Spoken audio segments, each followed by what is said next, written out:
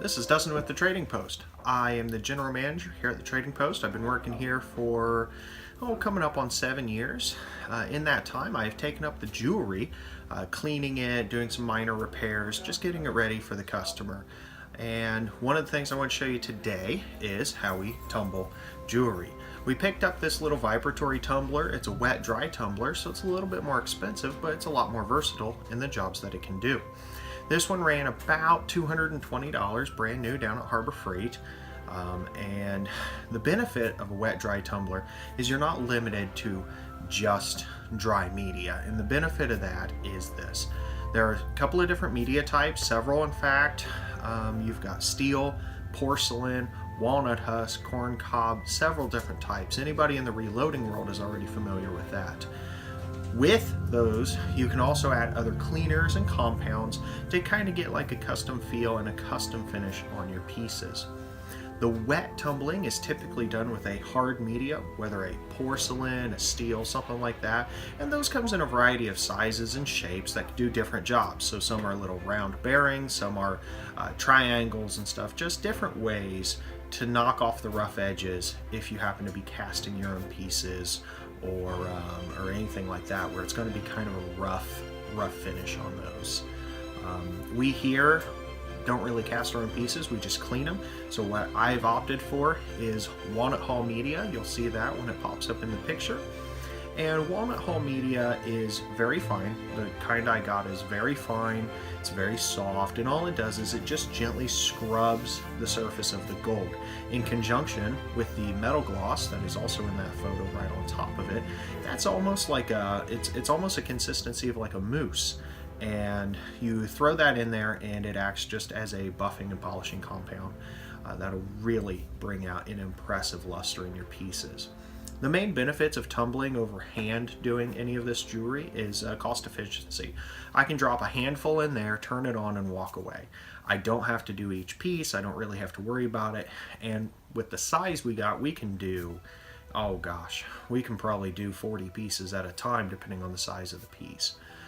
Cons of doing it this way are pieces that have fine, small holes in the design, because then you got to get the walnut hulls back out of that. And depending on the piece, if it's an enclosed, like underneath the setting, if it's enclosed, then they kind of get stuck in there, and it can be a real pain to get them out of there. Some tricks and tips for that are an air compressor helps blow them out. Of course, you can lose diamonds that way. Any type of water like steam jets and stuff are largely ineffective because the walnut gets wet and then it just gets sticky. So trial and error, that one doesn't work. Of course, the vibratory tumbler works on a huge variety of materials. We here have used steel, brass, bronze, silver, gold, platinum, copper that I know of off the top of my head, all thrown through there with the same walnut hull media and the metal gloss compound that really just brings out an impressive luster. I'm going to throw some before and after pictures in here too so you can kind of see those.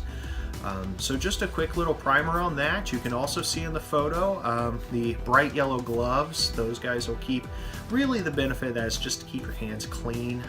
Walnut hull, very natural, very safe to work with. That metal gloss doesn't have anything that's transdermal, so it's not going to get through your skin and really make you sick or anything. I do wear a respirator when I'm using the walnut hull. This respirator's good enough for up to lead dust.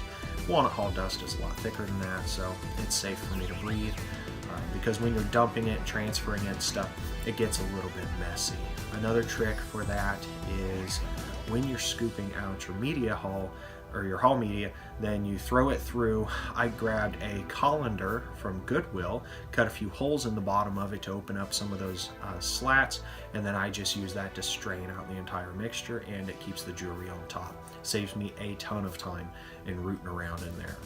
This also works with like silver rounds, well, bullion coins, silver bars and stuff. It works really well. It just really gives them a bright, like new finish that would take a lot longer if you did it by hand doing each piece individually, because I can throw in, if it's like gold bars and gold coins, or silver coins I mean, then you're talking, you can throw in at least 100 in there and just do them.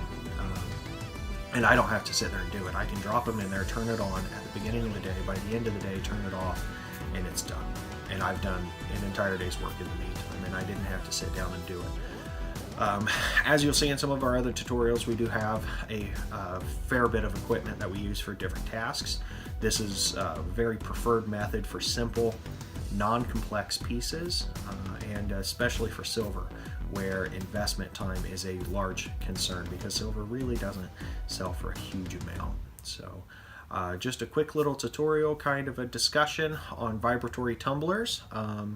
If you have any questions, please let us know down in the comment box. Thank you.